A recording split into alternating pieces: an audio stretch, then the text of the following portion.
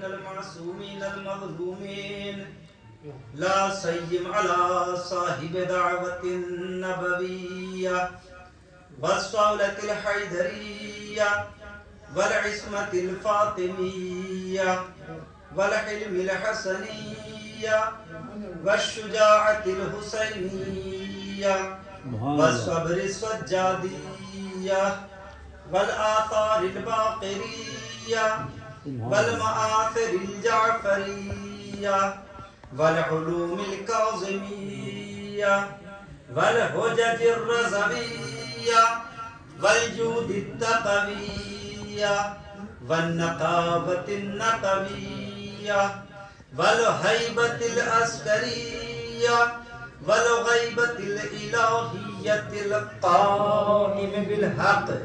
اللهم صل على محمد ولعنة الله على أعدائهم أجمعين. أما بعد فقد قال رسول الله صلى الله عليه وآله وسلم ضربة علي يوم الخندق أفضل من عبادة الثقلين. صلوا على محمد وآل محمد.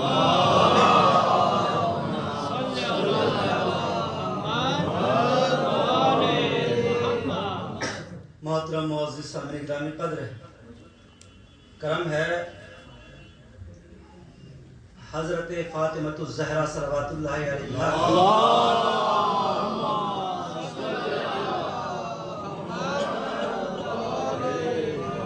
اور خصوصی کرم ہے حضرت زینب اولیاء مقام کا کہ جنہوں نے ان مجالس کی بنیاد رکھ کر ہمیں زندہ و جاوید قوم بنا دیا. ماشاءاللہ.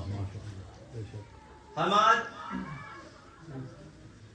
ذکر حضرت امیر المومنین کرنے کے لیے جمع ہوئے ہیں. فضا سوگوار ہے، اس کی تشریح کرنے کی یا بتانے کی بالکل ضرورت نہیں ہے. آپ حضرات سیاہ لباس میں ملبوس ہو کر آگئے. آج حیدر کرار کا ماتم ہے.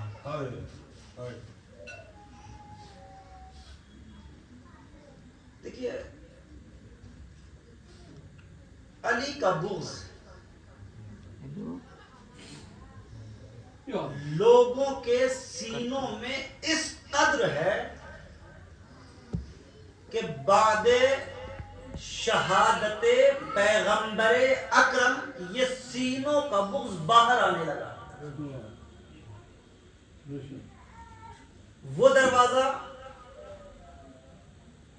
کہ 1300 سے زیادہ مرتبہ جس دروازے کی چوکھٹ کو پکڑ کر پیغمبر اکرم نے آیت تطہیر کی تلاوت کی اور السلام علیکم یا اہل البیت النبوہ کہا، اور اس کے بعد انما یرید اللہ لیذھب عنکم الرجس اہل البیت ویطہرکم تطہیرا کی تلاوت فرمائی. اللہم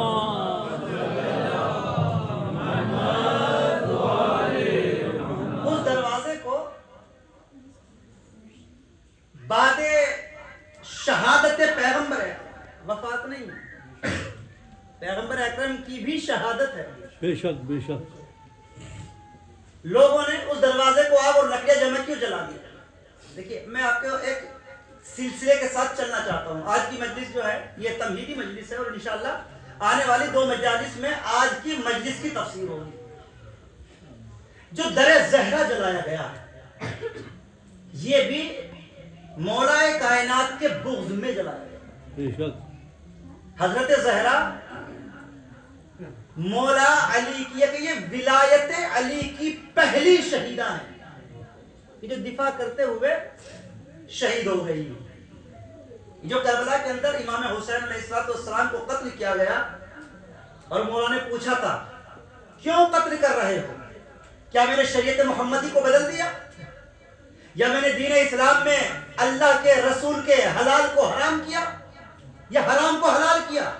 تو سب نے بیک زبان ہو کر کہا تھا آپ کے بابا کے بغض میں ہم آپ کو قتل کر رہے ہیں. یہ بغض علی تھا. جو آج بھی ویسا ہی ہے، آج بھی بے شک بے شک شکلیں تبدیل ہو گئی ہیں، آپ کو روکا جاتا ہے، ہمیں منع کیا جاتا ہے۔ ابھی شام کی بات ہے کہ جو ایک اشتہار، جو ایک اعلامیہ ان مجالس کے حوالے سے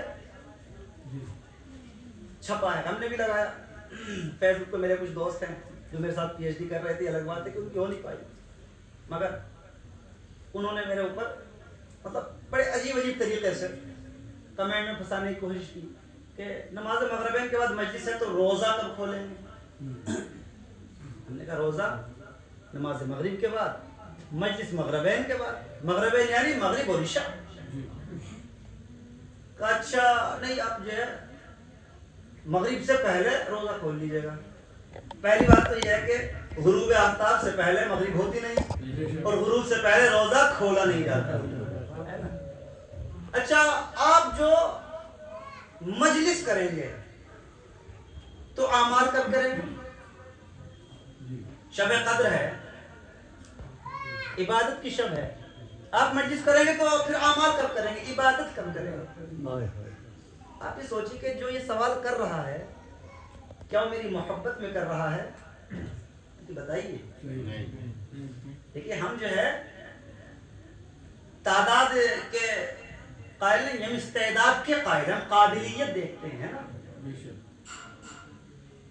یہ محبت نہیں ہے بلکہ یہ پھنسانا ہے، جسے کہتے ہیں نا اعتراض وارد کرنا، ایک ذہنوں میں وسوسہ ڈالنا۔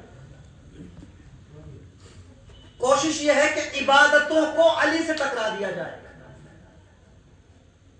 تاکہ بندہ پھنس جائے، جبکہ نہ علی عبادت سے الگ ہے، نہ عبادت علی سے الگ ہے۔ علی نے احزاب کے میدان کو فتح کرنے کے بعد یہ نہیں کہا میں کامیاب ہو گیا، علی نے فتح خیبر کے بعد یہ نہیں کہا میں کامیاب ہو گیا، علی نے جب ابن ملجم کی صبح 19ویں روزے کی صبح جب ابن ملجم نے علی کے سر پہ حملہ کیا تو علی محراب کی مٹی اٹھاتے جاتے تھے، سر میں ڈالتے جاتے تھے اور کہتے جاتے تھے آج علی کامیاب ہو گیا۔ علی نے زمانے کو بتا دیا خبردار، علی عبادت سے جدا نہیں ہے، نہ عبادت علی سے جدا ہے۔ یہ ہمیں نہ سمجھائیں، ہمیں نہ بتائیں کیا کرنا ہے کیا نہیں۔ علی عبادت سے الگ نہیں ہے اور نہ عبادت علی سے الگ ہے۔ میں ایک کتاب پڑھ رہا تھا، کتاب اتنی وزنی ہے کہ پہاڑ اس کے مقابلے میں ہلکا ہو جائے۔ امالی شیخ صدوق، سنیں آپ، امالی شیخ صدوق، امالی سے روایت لی ہے علامہ مجلسی نے، یہ بھی ایک پہاڑ سے وزنی نام ہے، اور علامہ مجلسی نے اسے حیات القلوب میں لکھا کہ جب وہ بزم کہ جہاں ذکر علی ہوتا ہے وہاں فرشتے بھی شریک ہوتے ہیں، ہے نا، یہاں تک کلیئر ہے۔ اب میں نے حوالہ دے دیا ہے، علماء سے بہت بار سنا تھا مگر جب پڑھا تو میں آپ کے سامنے منبر سے آ کر پڑھ رہا ہوں۔ جہاں فضائل علی کی بزم ہوتی ہے، مجلس ہوتی ہے، وہاں فرشتے آتے ہیں، جب مجلس تمام ہو جاتی ہے تو فرشتے واپس جاتے ہیں، جب فرشتے واپس جاتے ہیں تو آسمان کے دوسرے فرشتے جو یہاں نہیں آئے ہوتے وہ ان سے کہتے ہیں کہ تمہارے جسموں کے اندر سے ایسی خوشبو ہمیں آ رہی ہے کہ جنتوں میں ایسی خوشبو نہیں ہے۔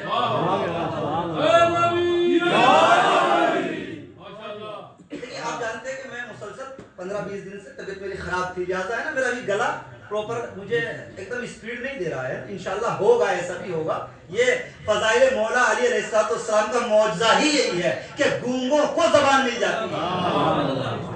انشاءاللہ 5 منٹ آپ دیکھیں گے تو انشاءاللہ میں روانگی کے ساتھ پڑھنے لگوں گا۔ صلاۃ پڑھیں محمد وعلی محمد۔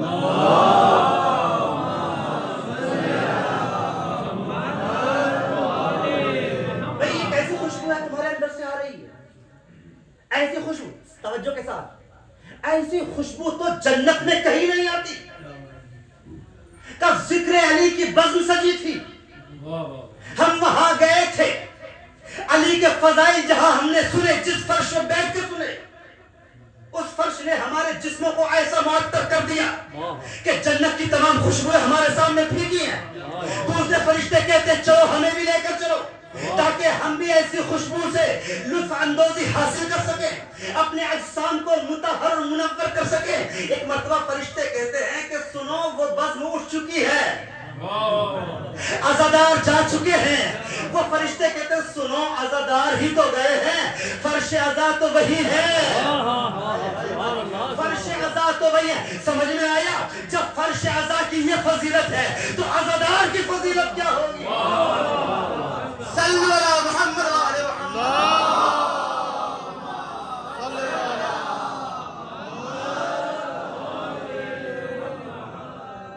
عزادار کی اہمیت کیا ہوگی سمجھا کریں. بڑے عجیب و غریب ہم پہ سوال ہے, کیا مل جائے گا مجلس کر کے؟ شب قدر ہے, ایسا کریں مسجد میں پروگرام بنائیں, صفے بنا لیں, کلام پاک لے کر بیٹھ جائیں, ہے نا. قرآن مجید کی ایک آیت رمضان المبارک میں ایسا ہے جسے عام دنوں میں پورا قرآن پڑھ لیا ہو. تو ایسا کریں, اگر علی کو دینا چاہتے ہو, اگر انہیں بخشنا چاہتے ہو تو تلاوت کلام پاک کریے, قرآن مجید پڑھیے, انہیں بخش دیجئے. یاد رکھنا میرے دوستوں, کبھی ان چکروں میں نہ پڑنا, ہے نا. مہذب قومیں وہ ہوتی ہیں جن کا عقیدہ اچھا ہوتا ہے, انہیں بتا دیجئے گا کہ قرآن پڑھ کے اسے بخشا جاتا ہے. جو مرنے کے بعد تلاوت کلام پاک نہ کر سکتا ہو, جس کا بیٹا نو کے سینہ سے قرآن سنا دے. صلو علی محمد و آل محمد.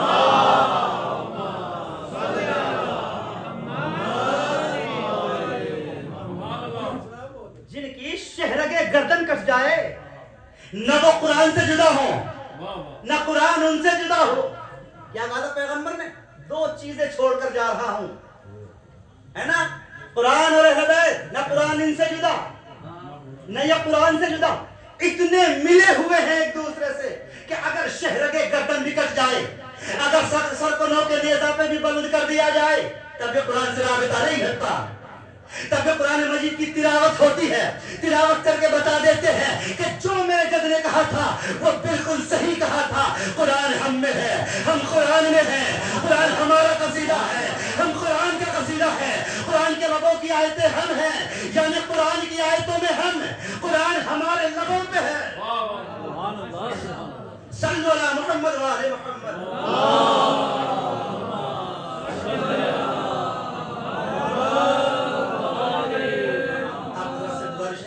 تھوڑا اور آگے آ جائیں.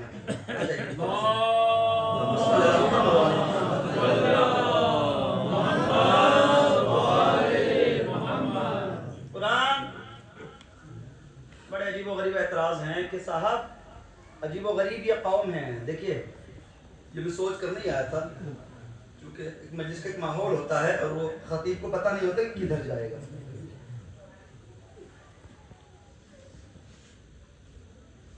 عجیب و غریب اعتراض, یہ ماتم کہاں سے لے آئے؟ ماتم تو بدعت ہے, ماتم نہ کریں, سینے پہ ہاتھ نہ ماریں,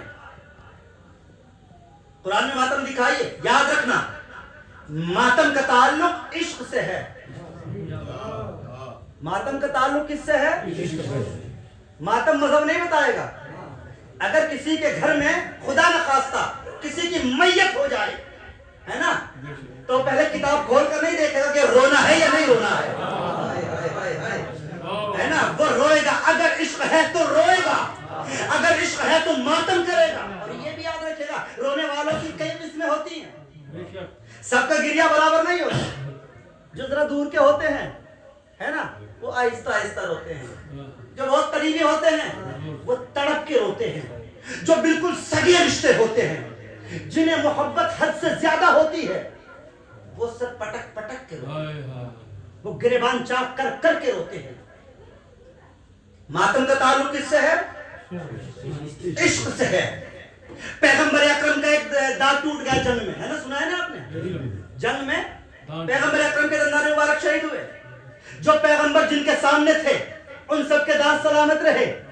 جو قرن میں بیٹھا ہوا تھا ویسا قرنی، اس نے پیغمبر کی محبت میں، جس نے پیغمبر کو دیکھا تک نہیں تھا کہ میرے پیغمبر کے دانت ٹوٹ گئے، اس نے پتھر اٹھایا، اپنے دانت کو توڑ لیا۔ خیال آیا ہو سکتا ہے یہ دانت نہ ٹوٹا ہو سکتا ہے دوسرا دانت ٹوٹا ہو، وہ دانت توڑ لیا۔ کہتے ہیں کہ اسی طریقے سے سارے دانت توڑ دیے۔ پتا چلا ماتم کا تعلق عشق سے ہوتا ہے۔ جو پیغمبر کے سامنے تھے سب کے دانت سلامت رہے، جو دور بیٹھا ہوا تھا جس نے کبھی دیکھا تک نہیں تھا اس نے سارے دانت توڑ دیے۔ اور پیغمبر نے کہا کہ جب قرن میں پہنچنا ہوا اس کو میرا سلام کہنا۔ ماتم کرنا تو گناہ ہے، یاد رکھنا، گناہ وہ ہوتا ہے جو چھپ کر کیا جاتا ہے، جو کر کے پچھتایا جاتا ہے نا۔ ماتم نہ ہم کل چھپ کر کرتے تھے نہ آج چھپ کر کرتے ہیں، ہم تو ہر گلی میں جلوس لے آتے ہیں، ہر چوراہے پہ ماتم کرتے ہیں، ہر چوراہے پہ ماتم کرتے ہیں، ہر بازار پہ ماتم کرتے ہیں، ہر چوراہے پہ ماتم کرتے ہیں، ہم جلوس لے کر نکلتے ہیں۔ آپ کو اعتراض ہوتا ہے کہ جلوس لے کر نہ نکلو، گلیوں میں نہ آؤ، چوراہوں پہ نہ آؤ، سڑکوں پہ آؤ، کیوں؟ اس لیے کہ ماتم بدعت ہے۔ ماتم قرآن میں دکھائیں۔ اچھا تو قرآن میں دیکھ لیجئے، بس یہ آخری اس حوالے سے بیان کر دو، انشاءاللہ پھر میں جو حدیث آپ کے سامنے حدیث رسول کے تلاوت کرنے کا شرف حاصل ہے اس کے حوالے سے بالکل آپ ماتم قرآن مجید میں دکھائیں کہاں ہے؟ پڑھیے بسم اللہ الرحمن الرحیم سورہ یوسف۔ انی رأیت احد عشر کوکبا والشمس والقمر رأیتهم لی ساجدین۔ بابا میں نے دیکھا کہ 11 ستارے مجھے سجدہ کر رہے ہیں، ہے نا، اور میں نے دیکھا کہ چاند نے بھی سجدہ کیا، سورج نے مجھے سجدہ کیا۔ کہا بیٹا یوسف اس خواب کو اپنے بھائیوں سے نہ بیان کرنا، نہیں تو حسد ہو جائے گا۔ جناب یعقوب نے کئی باتیں بتا دی۔ پہلی بات تو یہ بتائی کہ یاد رکھنا حسد جب بھی شروع ہوگا، حسد کی بنیاد رشتوں میں ہوتی ہے۔ حسد جب بھی ہوتا ہے، اب جناب میں جلدی بیان کرتا ہوں، پتہ چلے کہ ماتم ہے کہاں۔ اب جناب یوسف تو نبی ہے نا، نبی نے منع کیا بھائیوں سے بتانا نہیں، تو یہ کیسے ممکن ہے کہ جناب یوسف ملنے والی ایک نبوت، ایک عہدے کا ذکر اپنے بھائیوں سے کرتے؟ نہیں کیا۔ سوتے ماں نے سن لیا، جا کر ان بھائیوں سے بتا دیا، انہیں حسد پیدا ہو گیا۔ حسد کے نتیجے میں ہوا یہ کہ باپ سے بیٹے کو چھڑا لیا گیا۔ پوری ایک قرآن مجید پڑھے سورہ یوسف۔ اب جب جناب یوسف کو کنویں میں پھینکا ہے، بکری کے خون میں کرتے کو لت پت کیا، نبی خدا کے پاس لے آئے کہ نبی خدا بھیڑیا کھا گیا، ہم شکار پہ گئے ہوئے تھے۔ نبی اکرم نے اس وقت کے پیغمبر نے جناب یعقوب نے کرتے کو بغور دیکھا، خون میں بھرا ہوا تھا، ایک جملہ کہا، عجیب بھیڑیا تھا، میرے بچے کو کھا گیا، کرتے کو نقصان نہیں پہنچایا۔ اللہ اکبر، یہ قاتل نشان چھوڑ جاتا ہے نا، عجیب بھیڑیا تھا، کرتے کو نقصان نہ پہنچایا، میرے بیٹے کو کھا گیا۔ اب ہوا یہ کہ جناب یعقوب ہر گھر گئے، شہر میں ہر گھر میں گئے، دخل واقعہ میرے یوسف کو دیکھا، سب نے کہا نہیں۔ تو جناب کہتی ہے تاریخ کہ جناب یعقوب بے پناہ روئے، اتنے روئے کہ آنکھیں سفید ہو گئی۔ جب جناب یعقوب جنگلوں میں نکلے، صحراؤں میں نکلے، جنگلی جانوروں سے معلوم کیا، میرے یوسف کو تو نہیں دیکھا، کہ نہیں، کہ تم پہ الزام آیا ہے، کہ نہیں نبی اللہ اولاد انبیاء کا خون ہم درندوں کے اوپر حرام ہے۔ آنے کے بعد ایک چوراہے پر بیٹھ گئے۔ اب سنیے ماتم کہاں ہے، چوراہے پر بیٹھ گئے اور ماتم شروع کر دیا، ہائے میرا یوسف، ہائے میرا یوسف۔ اب تفسیر کہتی ہے کہ جناب یوسف 4 طرح کا ماتم کر رہے تھے، کبھی زانو پیٹتے ہیں، ہائے یوسف، کبھی سینہ پیٹتے ہیں، ہائے میرا یوسف، کبھی تماچے مارتے ہیں، ہائے میرا یوسف، کبھی سر پیٹنے شروع کر دیتے ہیں، ہائے میرا یوسف۔ میں کہوں گا نبی اللہ، اے یعقوب بات گھر کی ہے، گھر میں نپٹا لیجئے، آپ چوراہے پہ کیوں کر آ گئے؟ جنہوں نے چھڑایا وہ آپ کے بیٹے، جسے چھڑایا وہ آپ کا بیٹا، آپ گھر سے باہر کیسے آ گئے؟ عجب نہیں اللہ کا نبی آواز دے کے خبردار، نبی کے گھر کی بات کوئی گھر کی نہیں ہوتی، جب بھی کسی کو ظلم ہوگا تو گھر میں نہیں بیٹھا جائے گا، چوراہے پہ آیا جائے گا۔ صلو علی محمد وعلی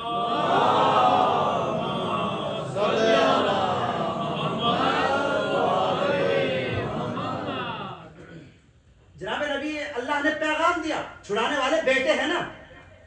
اب یہ چوراہے پر تھے, ایسے چوراہے پر کہ جہاں قافلے آتے تھے, یعنی تمام راستوں کے قافلے جمع ہوتے تھے. اب 11 بھائی دیکھ رہے تھے کہ ماتم ہو رہا ہے. قافلے آتے ہیں اور پوچھتے ہیں اے ضعیف رونے کی وجہ کیا ہے؟ کہتے ہیں کہ میرے بیٹے کو مجھ سے چھڑا لیا. کہ کس نے چھڑایا؟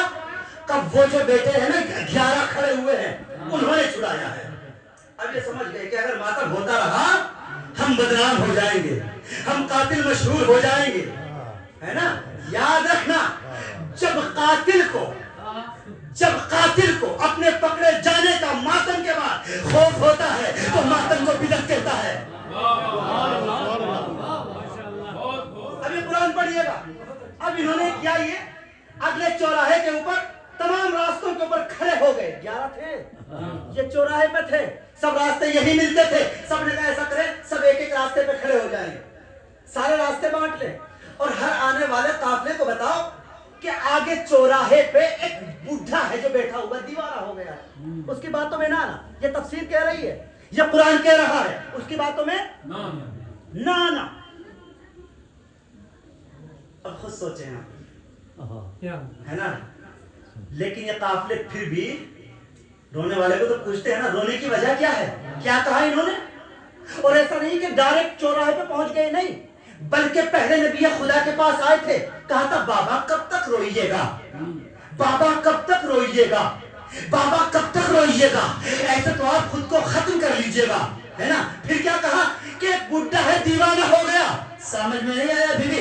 یاد رکھنا جب قاتل ماتم کے بعد پکڑا جانے لگتا ہے تو ماتم کرنے والے کو, خلدہ ماتم کرنے والے کو دیوانہ کہتا ہے.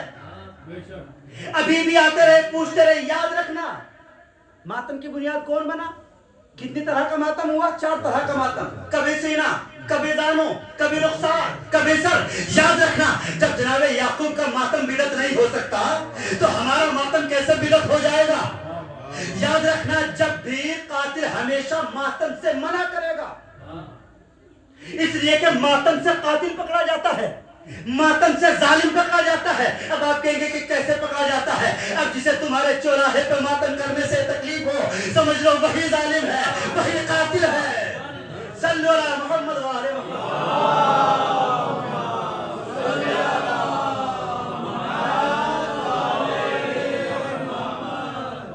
یہ ماتم یہ بتاتا ہے کہ قاتل کون ہے, یہ ماتم بتاتا ہے کہ ظالم کون ہے. یہ ماتم اجر رسالت کی ادائیگی کا نام ہے. بے شک سبحان اللہ سبحان اللہ. بہت بہت پیغمبر اکرم نے اجر رسالت جو مانگا ہے نا, رسالت کا اجر, وہ محبت اہل بیت مانگی ہے. یہ ماتم اسی کی نشانی ہے, یہ علم مبارک اسی محبت کی نشانی ہے. اب ہم اسے چومتے ہیں, عجیب اعتراض کرتے ہیں کہ ماتم آپ علم کیوں چومتے ہیں, کہاں لکھا ہوا ہے. بھئی سوال ہوتا ہے آپ سے کہ نہیں ہوتا ہے, ہوتا ہے نا, تو جواب دے دوں, جواب لے لیجیے آپ. یا زری اپنے ہاتھ سے لکڑی کی بناتے ہیں, شکیل صاحب آپ نے بنائی ہے, کہیں سے لائے نہیں, شکیل صاحب نے بنائی ہے اور خود ہی چومنا شروع کر دیے. عجیب مذہب ہے, عجیب دیوانے ہیں. خود ہی لکڑی کی زری بناتے ہیں, خود ہی چومتے ہیں, خود ہی علم بناتے ہیں, خود ہی چومتے ہیں. اتنا بتائیے کیا اسلام میں پتھر کو چومنا حرام ہے یا واجب ہے؟ سوال ہے نا. صنم پرستی کیا ہے؟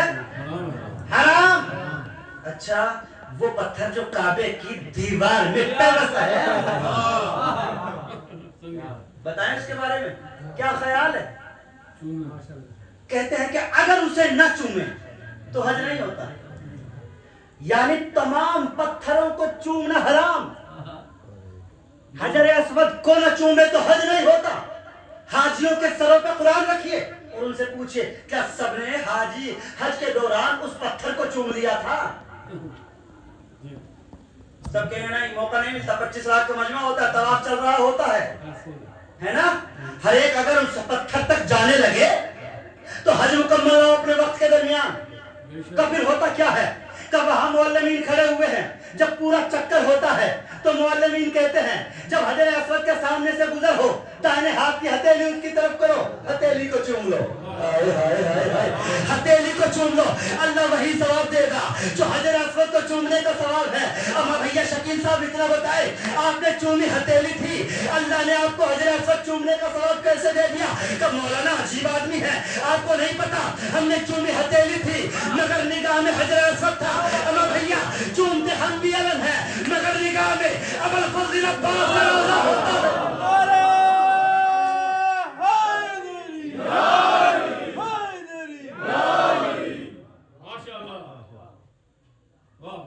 چومتے ہم بھی تازیہ ہیں مگر نگاہ میں روضہ حسین ہوتا ہے. افسانوں میں ہمیں نہ الجھاؤ. اچھا آپ مجلس کرنے بیٹھ جاتے ہیں لیکن لعنت نہ کریں, فضائل پڑھ لیں, ہے نا. اسلام مکمل ہے نہیں. اسلام دیکھیں تبرے کے چکر میں لوگ تولا بھی نکال رہے ہیں اور ہوشیار رہے ہیں. آپ کے لعنت نہ کریں, ہو سکتا ہے اللہ میں بخش دے, یہی تو کہتے ہیں نا. اور پھر بھی آپ کو فضائل پڑھنے تو فضائل پڑھیں. اچھا اگر ہم تبرہ نہ کریں, یاد رکھنا اگر تبرہ نہ کریں تو دین اسلام تمہارا خطرے میں. کیسے؟ حج پہ گئے تھے, ہاں گئے تھے, کئی لاکھ روپے لگائے اور کئی مرتبہ نمبر بھی نہیں آتا, کئی سال ویٹنگ بھی کرنی پڑتی ہے, ویٹنگ میں بھی رہنا پڑتا ہے. اچھا پھر وہاں کیا کیا؟ ہم نے احرام باندھا. اچھا طواف کعبہ کیا, کہاں طواف کعبہ کیا؟ رمی جمرات کیا تھا, کہاں رمی جمرات کیا تھا؟ رمی جمرات ہے کیا؟ کہ 3 شیطانوں پہ پتھر. تو تم وہاں پر پکے دل کے مسلمان کیوں نہیں بنے شکیل صاحب؟ وہاں بھی تو مسلمان بنتے, وہاں بھی اعتراض کرتے. پروردگار لاکھوں روپے لگا کر آئے ہیں, تیرے خانے کعبہ کا طواف کریں گے, خانے خدا کا طواف کریں گے, احرام کی حالت میں ہم ہیں, باوضو ہم ہیں, ہے نا. ہم طواف کعبہ کریں گے, شیطان پہ پتھر کیوں مارے؟ توجہ, ہم تولا کریں گے, تولا یعنی کعبے کا چکر لگائیں گے مگر تبرہ نہیں کریں گے. تبرہ یعنی ہم پتھر کیوں ماریں, شیطانوں پہ پتھر کیوں ماریں؟ وہاں بھی تو اعتراض کریں. وہاں ہے شیطان, دیکھا کسی نے؟ بتائیں, شیطان دیکھا کسی نے؟ نہیں دیکھا. کیا ہے وہاں؟ سیمنٹ کے بڑے بڑے دیواریں ہیں, پلر ہیں, اور ماری کیا جاتی ہیں؟ بڑی بڑی کنکر. دیکھیں اسلام سمجھا رہا ہوں میں آپ کو, کیا مارتے ہیں؟ چھوٹی چھوٹی کنکر کو, اس کی صحت پہ کوئی اثر نہیں پڑتا ہے نا. ہم کہتے ہیں پروردگار اگر تجھے ان شیطانوں پہ پتھر لگوانے ہی ہیں تو ایسا کرتے ہیں کہ جیسی بھی بلا لیتے ہیں, ہے نا, اور ان کو پٹک پٹک کے تب تک مارتے ہیں جب تک ریزہ ریزہ نہ ہو جائے.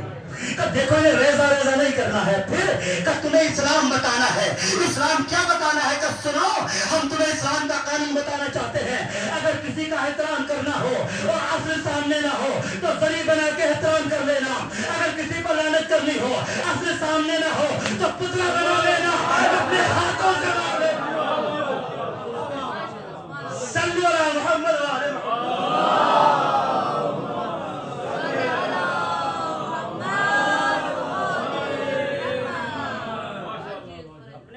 سے ہاں اگر بتایا نا, اگر شبیہ نہ ہو سامنے, اگر اصل نہ ہو تو شبیہ بنا کے مار لو, اصل نہ ہو سامنے تو شبیہ بنا کے چوم لو. تو اسلام کا قانون ہے نا, اس سے نہیں جا سکتے. یاد رکھنا علی ہمارے پاس سرمایہ حیات ہے. علی کے جانے سے صرف حسنین یتیم نہیں ہوئے, نہیں بلکہ حدیث رسول ہے انا وعلی ابوائے هذه الامہ, میں اور علی اس امت کے باپ ہیں. پوری امت یتیم ہوئی ہے علی کے دنیا سے جانے کے بعد. علی عادل, ذرا قریب قریب آ جائیں, پیچھے سے بات کرنے والوں کو آسانی ہے, آ جائیں نزدیک تھوڑا سا.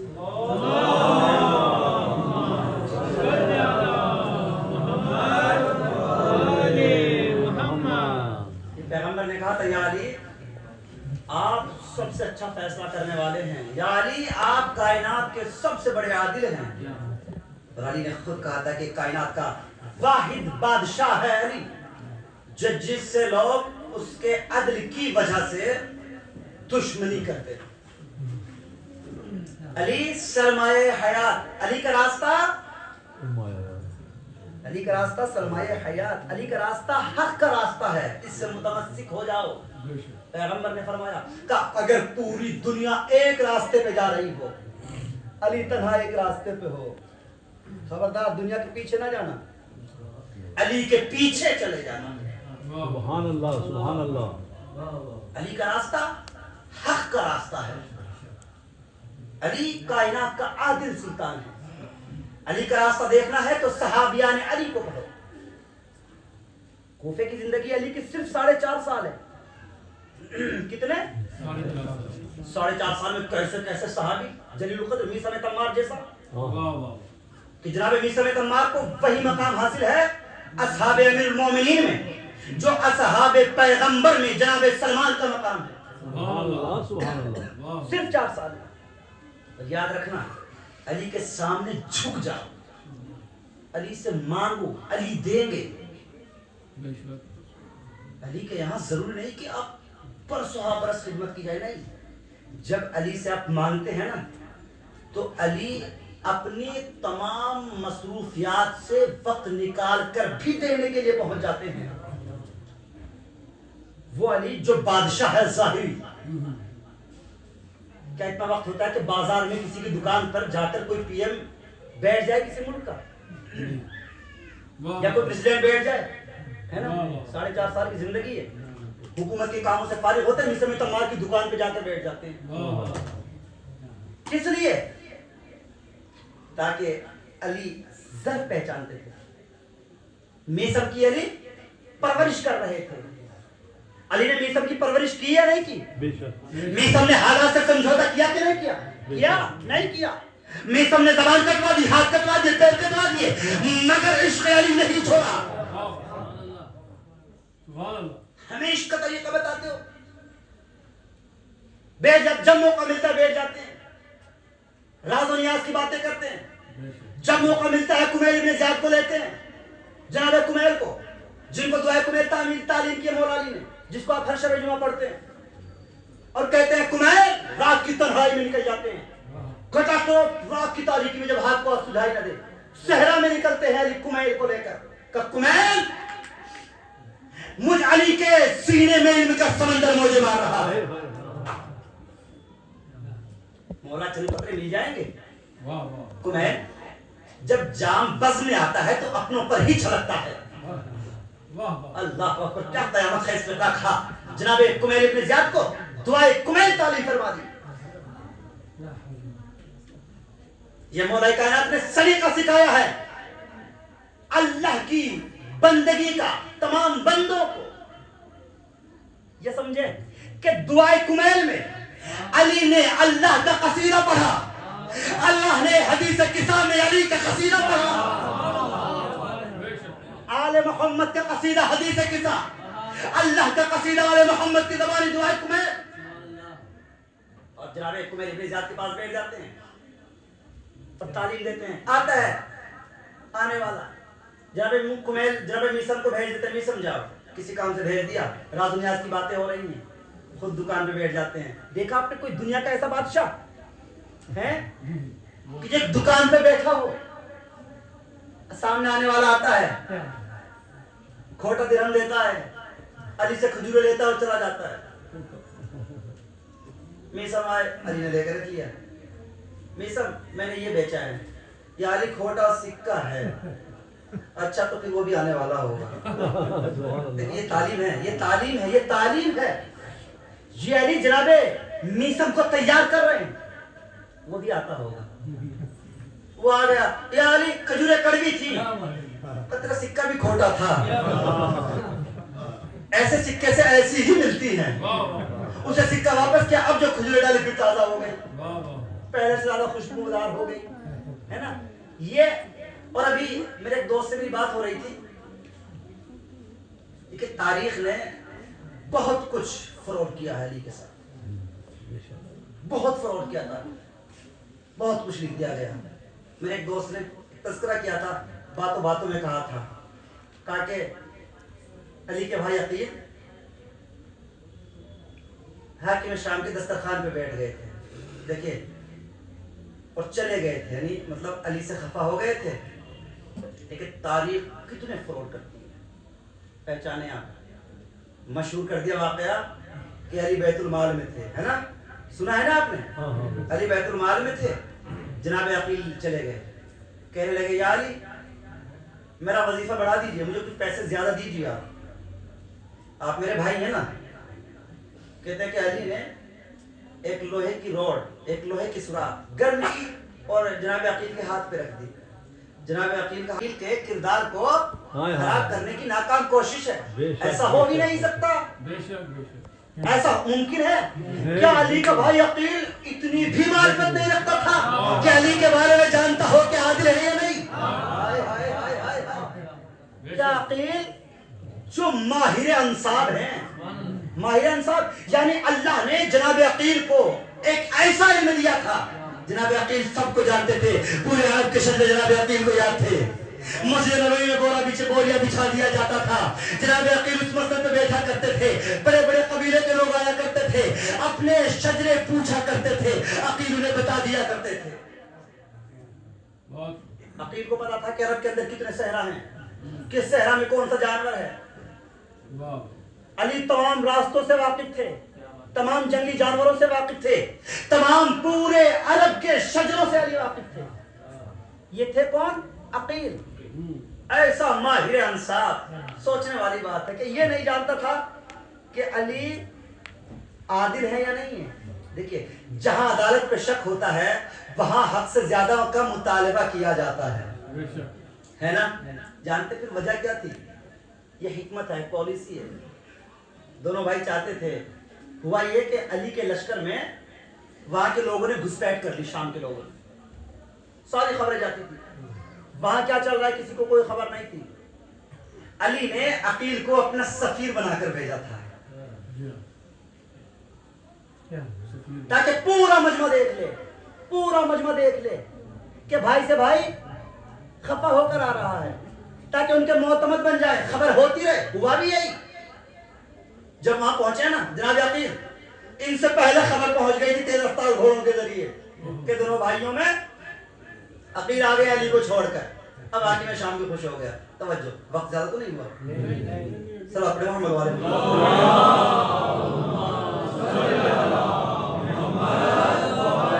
دیکھیے تاریخ ہے تو تاریخ سن لیجیے. میں چاہتا نہیں تھا نہ جانے کہاں سے آگے باتیں. یہاں سے پہلے خبر پہنچ گئی شام. اب حاکم شام کو صبر نہیں ہو رہا کہ کب عقیل پہنچے, کب ان کا استقبال کیا جائے. ہوتا ہے نا جب کسی خاندان میں پھوٹ ڈالی جاتی ہے نا تو دشمن بڑا خوش ہوتا ہے کہ اب آ گیا میدان ہاتھ میں. حاکم شام بڑا خوش تھا کہ عقیل آ رہے ہیں, ہے نا, اور اپنے برابر میں حاکم شام نے عقیل کے لیے مسند بچھا دی. جناب عقیل آئے, عزت و احترام سے بٹھایا گیا. ایک مرتبہ اب حاکم شام کہتا ہے, عقیل یہ بتاؤ تم نے علی کو کس حال میں چھوڑا. ایک مرتبہ عقیل مسکرا کر کہتے ہیں, حاکم شام سبحان اللہ, کیا کہنا علی کے لشکر کی راتیں ہیں, کیا کہنا علی کے لشکر کے دن بالکل ویسے ہی ہے جیسے رسول کے لشکر کی راتیں تھی, جیسے رسول کے لشکر کے دن تھے. ساری ساری رات علی کے لشکر والے عبادت الہی کرتے ہیں, پوری پوری رات عبادت الہی میں گزر جاتی ہے. تب تم نے میرا لشکر تو دیکھا ہوگا نا, میرا لشکر کیسا ہے علی کے لشکر کے مقابلے میں. تب مجھے منافقت کے سوا کچھ نظر نہیں آیا. یا اللہ یا اللہ, تیرے لشکر میں سوائے منافقت اور جال سازی کے کچھ نظر نہیں آیا. علی کے لشکر کی راتیں بالکل رسول اللہ کے لشکر کی طرح ہیں. اب یہ سوچ رہا تھا کہ میرے نمک خوار ہیں. آپ نے سوال کیا تھا نا, سنیں, اب یہ سمجھ گئے کس لیے تھے. اللہ نے جناب عقیل کو حاضر جوابی کا علم بھی دیا تھا. اب یہ سوچ رہا تھا کہ اب مجھ سے میرا وظیفہ خوار ہے, جو چاہے کہوں گا. اب تو میرے درہم و دینار پہ پل رہے ہیں, میں ڈالر دے رہا ہوں, جو چاہوں گا کہلواؤں گا. مسند بچھا دی گئی. ایک روز جناب عقیل جیسے ہی دربار میں داخل ہوئے, سمجھنا جناب عقیل کے کریکٹر کو لوگ بڑی انگلیاں اٹھاتے ہیں. یاد رکھنا, جہاں کربلا میں علی کے 11 بیٹے شہید ہوئے, وہیں عقیل کے پورے 12 بیٹے شہید ہوئے. جناب عقیل کے کتنے بیٹے شہید ہوئے؟ 12 بیٹے. جناب عقیل کی قربانیاں بڑی عظیم ہیں. اور جب کہا نا حاکم شام نے، جناب عقیل ضعیف تھے، بینائی کمزور ہو گئی تھی، جب دیکھا نا حاکم شام نے آتے ہوئے، پورے صحابیوں کا مجمع تھا حاکم شام کے پاس، اس کا وزیر بھی تھا، وزیر خزانہ بھی تھا. ایک مرتبہ جیسے جناب عقیل آئے تو ہے نا ذرا جو ضعیف ہوتا ہے نا، جس کی بینائی کمزور ہو جاتی ہے تو پیر سے لڑکھڑا کر رکھتا ہے نا. اب جناب عقیل کو جیسے اس کنڈیشن میں آتے ہوئے دیکھا تو حاکم شام کہتا ہے، عقیل تم بنو ہاشم آنکھوں کے اندھے ہوتے ہو، تمہاری بینائی جلدی چلی جاتی ہے.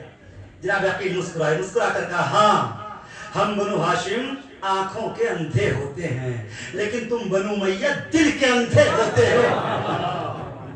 اسی کا دربار، اسی کے سپاہی، اسی کے وزیر، اسی کے تماشائی، اسی کا شہر، اسی کا دربار خلافت، اور تم بنو امیہ آنکھوں کے اندھے ہوتے، دل کے اندھے ہوتے ہو. اور قرآن مجید نے آنکھوں کے اندھے کو کافر نہیں کہا، بلکہ قرآن مجید نے دل کے اندھے کو کافر کہا ہے.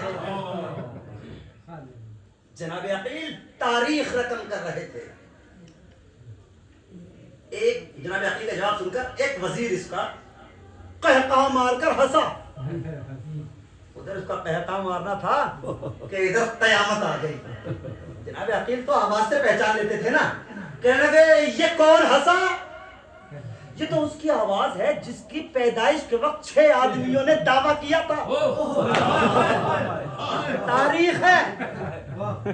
بے شک بے شک. یہ وہ تھا ہاں جس کے باپ نے پیغمبر اکرم کو ابتر کہا تھا. اسی کے باپ نے کہا تھا پیغمبر کو ابتر، جس کے لیے سورہ کوثر اللہ نے نازل کیا. ایک کون تو اس کی آواز لگتی ہے کہ جس کے وقت پیدائش 6 آدمیوں نے دعویٰ کیا تھا،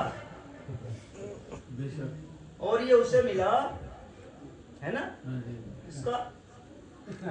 اس کے شجرے سے کوئی تعلق نہیں، یہ ٹوٹی ہوئی کڑیوں کی شجر.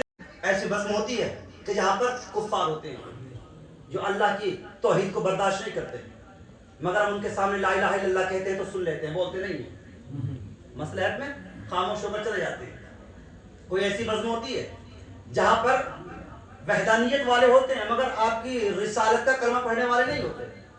ہم ان کے سامنے محمد رسول اللہ کہتے ہیں، وہ سن لیتے ہیں، بولتے نہیں ہیں. مگر اللہ کے نبی کبھی کبھی ایسا ہوتا ہے کہ ہم سمجھتے ہیں کہ مجمع ہمارا ہے، ہم لا الہ الا اللہ کہتے ہیں خاموش رہتے ہیں، محمد رسول اللہ کہتے ہیں خاموش رہتے ہیں. ادھر ہم نے علی ولی اللہ کہا، ان کے چہرے جلنے بجھنے شروع ہو جاتے ہیں. ایسے دیکھیے جاگ کر سنیے گا تاکہ میرا بھی مزاج بن جائے سنانے کا. پیغمبر اکرم فرماتے ہیں سنو، یہ ممکن ہے توحید پرست ہو اور وہ حلال زادہ ہو. یہ منبر کا تقدس ہے، کیسے جملے کہوں. یہ ممکن ہے کہ اللہ کا مخالف ہو مگر حلال زادہ ہو. مثال دی کہ فرعون کو دیکھو، فرعون موسیٰ کا دشمن نہیں بلکہ اللہ کا دشمن تھا. اللہ کے مقابلے میں اللہ کہلوا رہا تھا مگر حلال زادہ تھا. یعنی اللہ کا دشمن بھی ہو، حلال زادہ بھی ہو. ممکن ہے کہ یہ بھی ممکن ہے کہ میرا دشمن ہو، حلال زادہ ہو. میرے چچا ابو لہب کو دیکھ لو، میرا دشمن ہے. پیغمبر فرماتے ہیں میرا دشمن ہے مگر حلال زادہ ہے. پیغمبر فرماتے ہیں سنو، یہ ممکن نہیں ہے علی کا دشمن بھی ہو، حلال زادہ بھی ہو.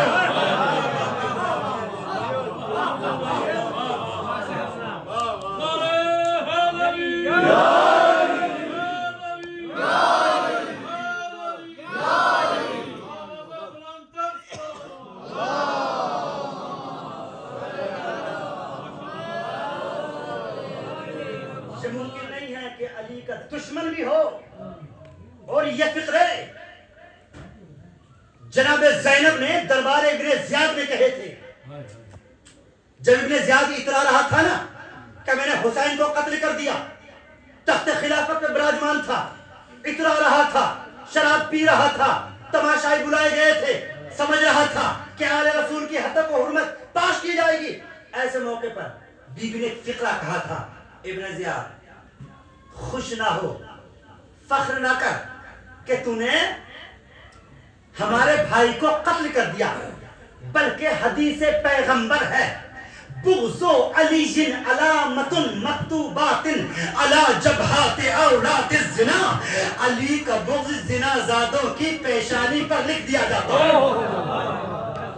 بی بی نے دربار ابن زیاد میں جیسے ہی جملہ کہا کہ خوش نہ ہو کہ تو علی سے بغض رکھتا ہے تو میرے بھائی کو قتل کر دیا، بلکہ میرے نانا نے کہا علی کا بغض حرام زادے کی پیشانی پر لکھا جاتا ہے. ایک دربار سے تماشائی کھڑا ہوا، کہنے لگا بی بی ارے کیسے لکھ دیا جاتا ہے؟ کوئی بھی فرماتی ہے ھذا یکون مکتوبا، جیسا تیرے چہرے پر لکھا ہے. صلو علی محمد و آل محمد.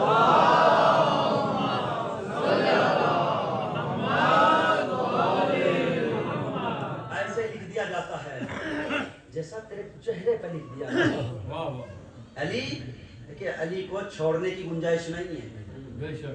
علی جن ولی اللہ کے بغیر کچھ بھی نہیں ہے. شیخ صدوق کی ہماری اسی میں روایت ہے اور لکھا اس کو بھی نقل کیا ہے علامہ مجلسی نے کہ بس یہ آخری بات ہے مجلس رہنے تمام. پیغمبر اکرم نے مولائے کائنات کو ایک انگوٹھی دی، یا علی اس کے اوپر محمد ابن عبداللہ کندہ کرا کر لا. پھر ایک حدیث سناؤں آپ کو، امام صادق علیہ السلام کی حدیث. اور یہ حدیث من لا یحضر الفقیہ کہ جس کے اوپر ہم لوگ استنباط کرتے جہاں سے ہمارے مراجع کریم فتوے لیتے ہیں، اس میں بھی ہے، امالی میں بھی ہے. من لا یحضر الفقیہ کی حدیث ہے کہ اگر کوئی انسان کہتا ہے لا الہ الا اللہ، فوراً اس کے اوپر واجب ہے کہ فوراً کہے محمد الرسول اللہ. اور جو یہ کہے محمد الرسول اللہ اس پر فوراً واجب ہو جاتا ہے کہ کہے علی ولی اللہ. یعنی کلمہ مکمل نہیں ہوتا جب تک علی ولی اللہ نہ ہو. اب سننا، اب یہ حدیث امام صادق علیہ السلام کی حدیث میں نے تقریباً دوران طالب علم یہ حدیث پڑھی تھی، ہمارے امتحان میں بھی آئی تھی، 2017 میں بھی اس حدیث کو میں نے پڑھا تھا. خیر، اب جو آج پڑھا وہ سن لیجئے. کیا ہے؟ اگر کسی کوئی کہے لا الہ الا اللہ تو واجب ہو جاتا ہے کہ محمد رسول اللہ کہے، آگے والی بھی شہادت دے. اگر کوئی کہہ دے محمد رسول اللہ تو واجب یہ ہے کہ فوراً کہے علی ولی اللہ. اب پیغمبر اکرم نے علی کو اپنی ایک انگوٹھی دی کہ جاؤ نقاش کے پاس، اس کے اوپر لکھوا کر لاؤ محمد ابن عبداللہ. توجہ، مولا کائنات گئے، نقاش سے کہا سنو اس انگوٹھی کے اوپر لکھ لو محمد ابن عبداللہ. اب مولا کائنات دے کر آ گئے، اب وہ نقاش بھول گیا، اس نے لکھ دیا محمد رسول اللہ. مولا کائنات گئے، بعد میں انگوٹھی لینے کے لیے وقت مقررہ پر جب اس نے بلایا تھا تب اللہ وہ انگوٹھی دو. کہنے لگا یا علی بڑی غلطی ہو گئی ہے، نقش کر رہے تھے محمد ابن عبداللہ مگر غلطی سے ہو گیا محمد الرسول اللہ. کہا اچھا لاؤ مجھے دے دو، میں پیغمبر کی خدمت میں پیش کروں گا اور تیری معذرت بھی پیش کروں گا. اگر وہ راضی ہوں گے تو صحیح ہے، اگر راضی نہ ہوئے تو پھر تمہیں دوبارہ محمد ابن عبداللہ لکھنا پڑے گا. کہا یا علی مجھے قبول ہے، میں لکھ دوں گا. مولا کائنات وہ انگوٹھی پیغمبر اکرم کے پاس آئے، یا رسول اللہ اس نے معذرت کی ہے، غلطی سے محمد الرسول اللہ لکھا گیا. اس سے وہ لکھنا چاہتا تھا محمد ابن عبداللہ مگر لکھ دیا کیا؟ بولیں محمد الرسول اللہ. کہ یا علی چاہے محمد ابن عبداللہ کا ہو چاہے محمد الرسول اللہ کا ہو، میں محمد الرسول اللہ بھی ہوں، میں محمد ابن عبداللہ بھی ہوں. پیغمبر اکرم نے انگوٹھی پہن لی، رات میں سو گئے، صبح بیدار ہوئے، اس پر لکھا ہوا تھا محمد الرسول اللہ علی ولی اللہ. پیغمبر حیران تھے، کہنے لگے یہ علی ولی اللہ کہاں سے آ گیا؟ جبرائیل آیا کہ پیغمبر جو تم چاہتے تھے تم نے لکھوا لیا، جو اللہ چاہتا تھا اللہ نے لکھ دیا.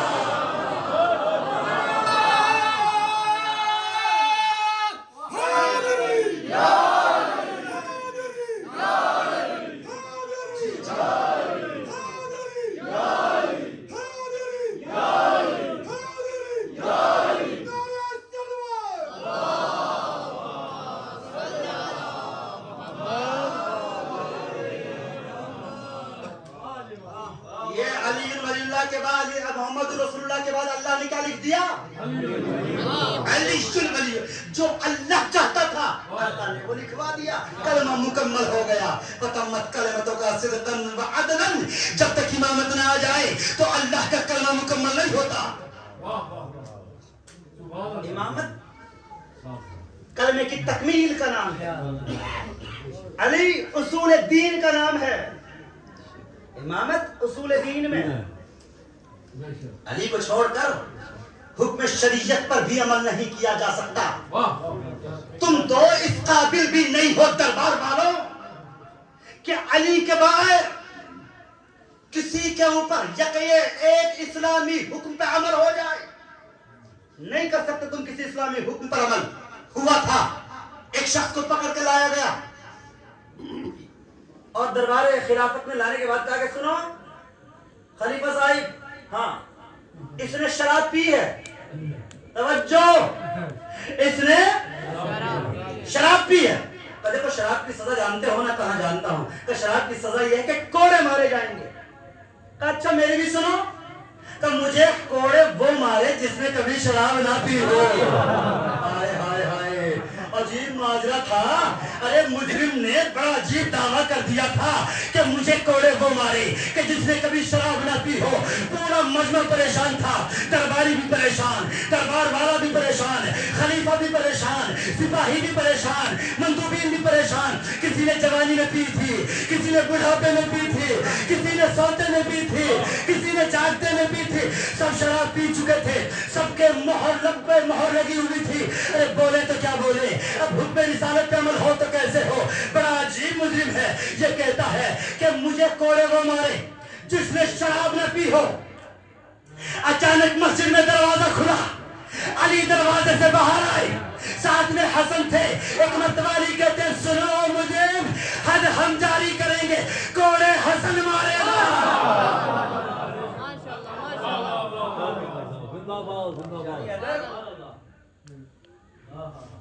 علی نہ ہو تو تم سے ایک حکم شریعت پر عمل نہیں ہو سکتا۔ بے شک تو پوری شریعت کیسے سنبھال پاؤ گے؟ حسن کوڑے تم مارو، حد ہم جاری کریں گے۔ یہ ہے پاسبان، یہ ہیں شریعت کے حفاظت کرنے والے۔ شریعت ان کے گھر کی ہے۔ دوستوں، ماتمیوں،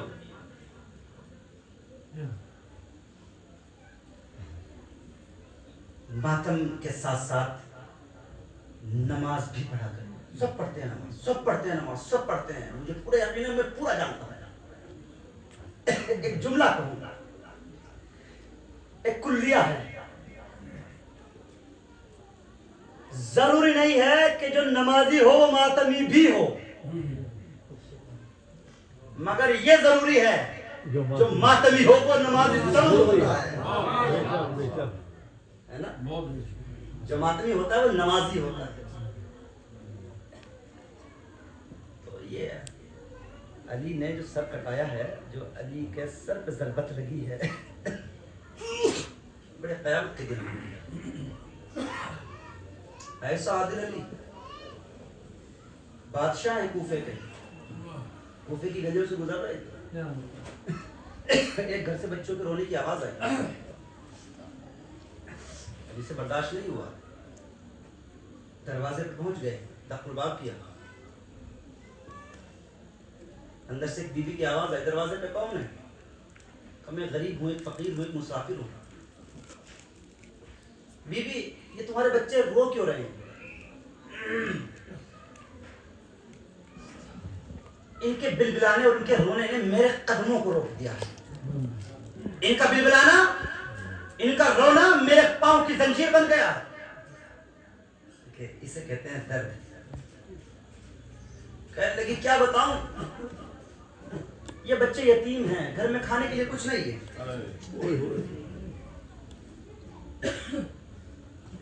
ابھی پتھروں کو ہم نے ابالنے کے لیے رکھ دیا ہے، بچوں کو تسلی دی ہے، بچے سو جائیں گے رو کر تھک کر۔ علی لرز گئے۔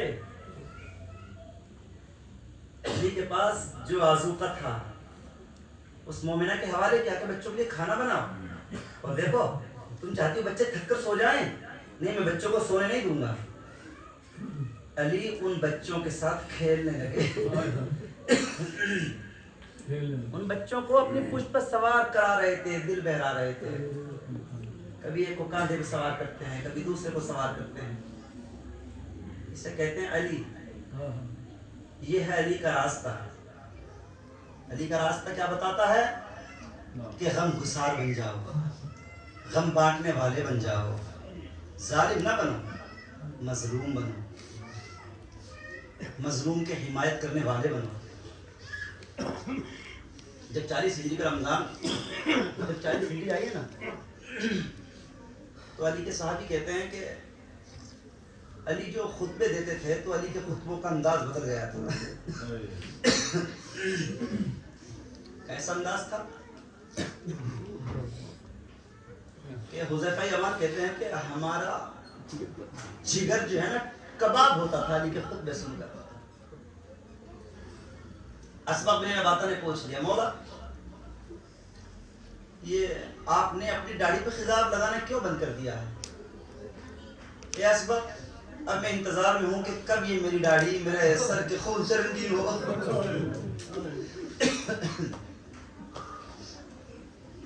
مولا اس کی خبر نہ دیجیے. جناب ام کلثوم بتاتی ہیں کہ میرے بابا کی جو غذا رہ گئی تھی 40 ہجری کا جب رمضان آیا، 2 نوالوں سے زیادہ علی نہیں کھاتے تھے.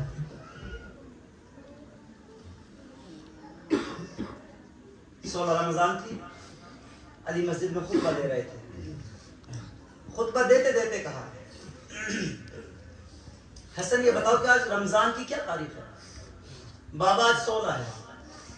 تو علی نے انا للہ کہا اور کہا کہ زیادہ دن گزر گئے، کم دن رہ گئے. زیادہ دن گزر گئے. میرا نبی بھی سچا تھا اور میرا دل بھی سچا ہے، بس مختصر وقت رہ گیا. میسر تمار کی دکان پہ بیٹھے ہوئے علی دیکھا کہ حاکم شام کی طرف سے کرائے کا قاتل آ گیا. 1000 درہم میں زہر خریدا گیا تھا. 1000 درہم کی تلوار تھی، اس تلوار کو زہر میں بجھایا گیا. علی مصر کی دکان پہ ہے. مولا طاقت دیکھ میں بیان کر سکوں. سامنے سے ابن ملجم کا گزر ہوا. علی کہتے ہیں واللہ مصر یہی میرا قاتل ہے. یا علی حکم دیجئے اس کو قتل کر دیتا ہوں. نہیں مصر، یہ شریعت محمدی نہیں کہتی کہ جرم کرنے سے پہلے اسے سزا دی جائے. مولا اسے شہر بدر کر دیجئے، آپ تو کوفہ کے مالک ہیں. کبھی سب میں ایسا بھی نہیں کر سکتا. ایک مرتبہ مولا نے ابن ملجم کو ہاتھ کا اشارہ کیا، او ملجم ادھر آ. ملجم کا بیٹا علی کے پاس آیا. دیکھیں علی کتنا کریم. کہا ابن ملجم یہ بتا تو کوفہ کیوں آیا ہے؟ کہنے لگا مولا میں کوفہ کے بازاروں کی سیر کے لیے آیا ہوں. مولا فرماتے ہیں کہ ابن ملجم کوفہ کے بازاروں میں گھومنے سے کچھ نہیں ہوگا، لہذا مسجد میں جایا کر. تیری امید بنائے گی مسجد میں جانا. یہ سب بڑے پریشان ہوئے. تاریخ کہتی ہے کہ جب 18 کی شب آئی، جب 18واں روزہ تمام ہوا، اس روز جناب ام کلثوم کے گھر علی مرتضیٰ مہمان تھے. جناب ام کلثوم نے دسترخوان بچھایا، دودھ اور نمک لا کر دسترخوان پہ رکھا. علی نے بیٹی کی طرف دیکھا کہ ام کلثوم یہ تم نے کب دیکھ لیا کہ ایک وقت میں تمہارے بابا نے 2 غذائیں کھائی ہو؟ ام کلثوم کبھی تم نے زندگی میں ایسا دیکھا کہ تمہارے بابا نے 2 غذائیں ایک ساتھ کھائی ہو؟ اللہ جانے بیٹی نے کن حسرتوں سے یہ دودھ اور نمک رکھا تھا، اس لیے کہ بیٹی بھی جانتی تھی کہ بابا بڑے پریشان. ام کلثوم نے نمک ہٹانا. تاریخ کہتے ہیں کہ جناب ام کلثوم نے چاہا کہ نمک کو ہٹا لیں. علی کہتے ہیں نہیں ام کلثوم، دودھ مرغوب غذا ہے. علی کو مرغوب غذا پسند نہیں ہے، لہذا دودھ میرے سامنے سے ہٹا لو تاکہ میں نمک سے روزہ افطار کر سکوں. تاریخ نے لکھا علی نے صرف 2 نوالے نوش فرمائے. جناب ام کلثوم کہتی ہیں کہ میرے بابا کی رات بڑی کرب میں تھی. کبھی حجرے میں جاتے تھے، کبھی حجرے سے باہر آتے تھے. ٹہلنا شروع کر دیتے، آسمان کی طرف نگاہوں کو کرتے تھے اور کہتے تھے پروردگار یہ تیرا بندہ تیرے پاس آ رہا ہے، مطلب زادرانِ اس بندے کو اپنے دامت رحمت میں جگہ دینا۔ تاریخ کہتی ہے کہ آج کی شب تھی، ہاں میرے دوستو آواز ذکر یا بلند کر لیں، آج کی شب تھی، علی کے کچھ چاہنے والے بھی تھے۔ علی نے دروازے کے باہر کوئی آہٹ محسوس کی، علی دروازے کے باہر گئے تو کیا دیکھا؟ علی کے صحابی حذیفہ یمان ہاتھ میں ننگی تلوار لیے ہوئے، عبداللہ ابن عفیف کے ساتھ، ابراہیم ابن مالک اشتر کے ساتھ کچھ سپاہیوں کو لیے ہوئے علی کے گھر کے چاروں طرف پہرا دے رہے ہیں۔ علی نے حذیفہ کو بلایا، حذیفہ یمان یہ میں کیا دیکھ رہا ہوں؟ کہا مولا ارے جب سے رمضان آیا ہے آپ کے خطبوں کا انداز بدل گیا ہے، مولا ہم سے آپ کی بے کسی دیکھی نہیں جاتی، مولا ہم پہرا دیتے ہیں آپ کے گھر کا۔ ایک مرتبہ علی کہتے ہیں حذیفہ یمان اپنے گھر میں چلے جاؤ۔ حذیفہ کہتے ہیں کہ اب علی نے ہمیں جب یہاں سے چلنے کے لیے کہہ دیا، اب یہاں ٹھہرنا ہمارے اوپر حرام تھا۔ تاریخ نے لکھا کہ علی پھر حجرے میں آ گئے، کبھی مصلی عبادت پہ ہوتے ہیں، کبھی صحن خانہ میں چلے جاتے ہیں، سر کو جانب عرش کہتے ہیں پروردگار یہ تیرا بندہ تیری بارگاہ میں آنے والا ہے۔ تاریخ کہتی ہے کہ جب صبح صادق نمودار ہوئی، تاریخ نے لکھا کہ علی چاہتے ہیں کہ مسجد کی طرف جائیں، گھر میں علی کے بطخیں پلی ہوئی تھی۔ ایک مرتبہ بطخوں نے علی کے دامن کو منقاروں سے پکڑ لیا اور کسی صورت جانے نہیں دے رہی تھی بلکہ زار و قطار گریہ کر رہی تھی۔ زبانِ بے زبانی سے یہ جانور کہہ رہے تھے آقا نہ جائیے میرے مولا نہ جائیے، قربان جائیں آپ پہ شاہ نہ جائیے، ارے ہو جائیں گے یتیم یہ فرزند آپ کے، مسجد میں دیکھیے شہ والا نہ جائیے۔ تاریخ نے لکھا ایک مرتبہ علی نے ان بطخوں سے اپنے دامن کو چھڑایا، مولا حسن کو قریب بلایا، قریب بلانے کے بعد کہا میرے لال حسن دیکھو خیال رکھنا کبھی یہ جانور بھوکے پیاسے نہ رہیں، یہ تمہارے لیے تمہارے سامنے اسیر ہیں، ان کے لیے کھانے پانی کا اہتمام کرتے رہنا۔ میرے حسن اگر ان کے آب و دانے کا تم اہتمام نہ کر پاؤ انہیں آزاد کر دینا۔ میں کہوں گا یا علی دعائی ہے آپ کو ان بطخوں کا اتنا خیال ہے، آ کر کربلا میں دیکھیے 6 مہینے کا علی اصغر ہے، امام حسین ہے جو یہ ہاتھوں میں کھڑے ہوئے کہہ رہے ہیں اے فوج آدھا میرے بچے کو ایک قطرہ پانی پلا دو۔ اجرکم اللہ، خدا آپ کو کسی غم میں نہ رلائے۔ آوازیں گریہ بلند ہو گئی، میں مصائب ختم کرنے والا ہوں، آوازیں بلند گریہ کیجئے گا۔ ہاں دوستو ایک مرتبہ علی مسجد میں تشریف لائے، تاریخ نے لکھا کہ ایک ستون کے پیچھے ابن ملجم سویا ہوا تھا، مانند خفتگان تھا، علی قریب آئے، آ کر اسے جگایا۔ ایک مرتبہ علی کہتے ہیں اے ملجم کے بیٹے مجھے معلوم ہے تیرا ارادہ کیا ہے، مجھے یہ بھی معلوم ہے تو نے اپنے لباس کے اندر چھپا ہوا کیا ہے۔ دیکھو یہ طریقہ شیطان کے سونے کا ہے، ایسے نہ سو۔ تاریخ نے لکھا علی گلدستہ اذان پر پہنچے، علی نے اذان کہنا شروع کی اللہ اکبر۔ علی نے ایسی تاریخی اذان کہی کہ پورے اہل کوفہ نے علی کی اذان سنی۔ تاریخ کہتی ہے اب جیسے ہی علی نافلہ رکعت کی، نافلہ نماز کی، نافلہ صبح کی پہلی رکعت کے پہلے سجدے میں گئے، تاریخ نے لکھا ابن ملجم نے آگے بڑھ کے تلوار کا وار کیا، علی کا سر شگاف ہوا۔ اے تاریخ نے لکھا علی کا چہرہ ایسے کھلا جیسے قرآن کے لیے لہر کھل جاتی ہے، اے تلوار علی کی پیشانی تک درائی، فضا میں آواز گونجی قد قتل امیر المومنین، امیر المومنین قتل کر دیے گئے۔ جیسے یہ آواز حضرت زینب کے کانوں میں پہنچی، آواز دی اللہ کیا ہوا میرے شاہ حجاز کو، ارے بابا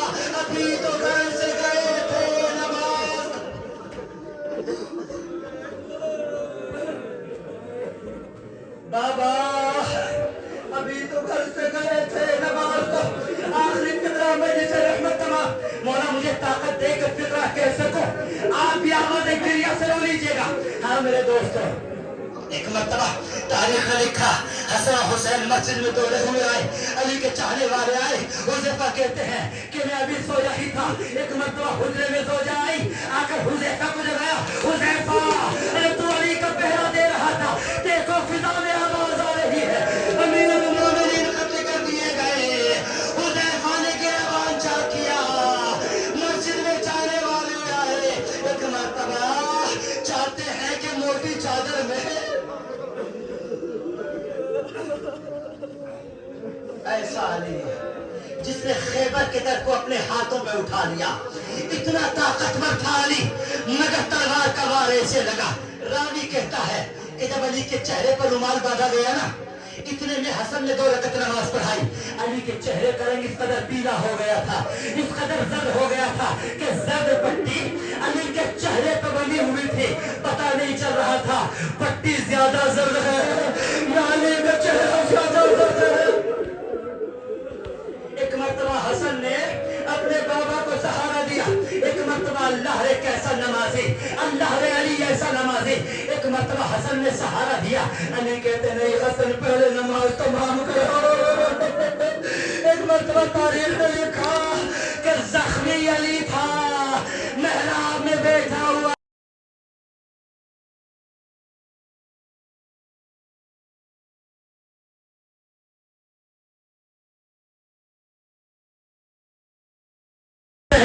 نماز پڑھانے کے بعد.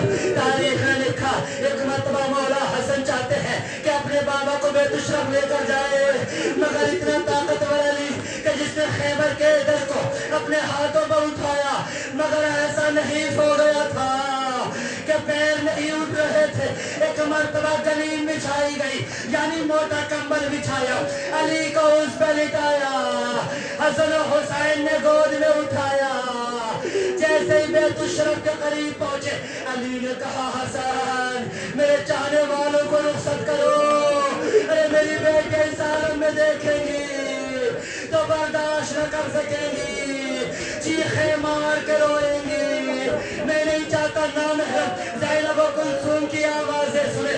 میں کہوں گا یا علی دعائی ہے, ارے یہی کوفہ ہے, آپ کی بیٹیاں ہیں, سر برہنا ہے, منادی کی ندا ہے, یہ علی کی بیٹیاں ہیں, یہ زینب ہے, یہ ام کلثوم ہے.